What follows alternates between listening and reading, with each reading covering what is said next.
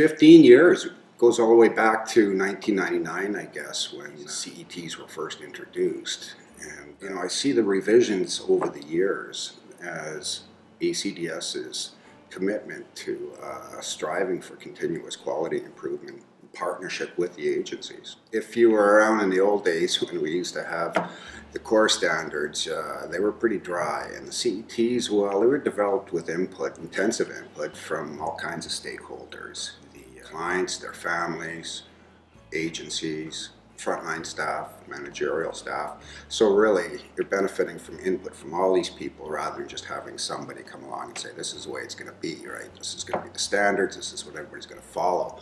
So having that kind of input, it's a lot easier to get people to buy into it and engage into the process. The CETs are well-rounded that way. They get everybody's perspective, pulls them together, and gives you some kind of direction that keeps that kind of balance in place, right, between the client's goals and desires, and of course keeping in consideration agency infrastructure and the needs that you have to have in place in order to make sure that you're proactive in responding to the needs. And why not benefit from experience of all kinds of agencies when they put these together? It's based on information from everybody, and again, that draws on the experiences of all these past people that have been working in the field for a long time, and why not avoid mistakes if you can? Well, I've been through the process several times, and the reviewers are always friendly and helpful. The staff, sometimes they view the reviews as a white glove inspection. They get really nervous, but afterwards they're always pleasantly surprised.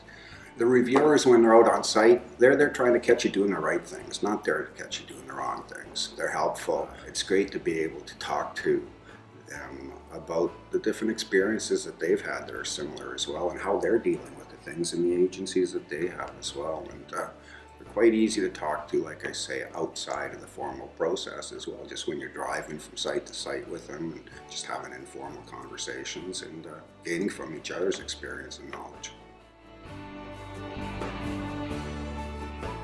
Some specific criteria that's related to our functional assessment forms and processes, as well as plan procedures and our restrictive procedures, helped us to make enhancement to several policies. All of the information related to our emergency response plans, universal precautions, what else, job descriptions, even our performance evaluation processes and our forms, our orientation processes, our file retention, a lot of things that you just don't think about on a day-to-day basis, but as well as ongoing perception checks with the individuals and their families themselves with regards to the quality of life and the quality of service standards.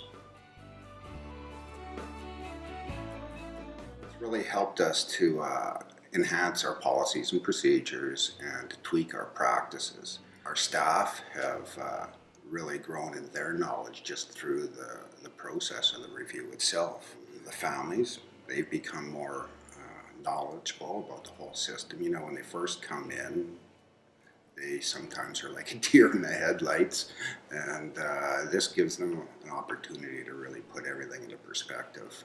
I think it's also a chance to discuss common challenges and issues, like I say, with the on-site survey team, and how they end up handling certain problems. We're all in the same kind of business, and we all face the same kind of issues and challenges, so it's good when you can bounce those things off each other. It also gave us a chance to see how our staff, families, guardians, how they feel about us, because it's a confidential process.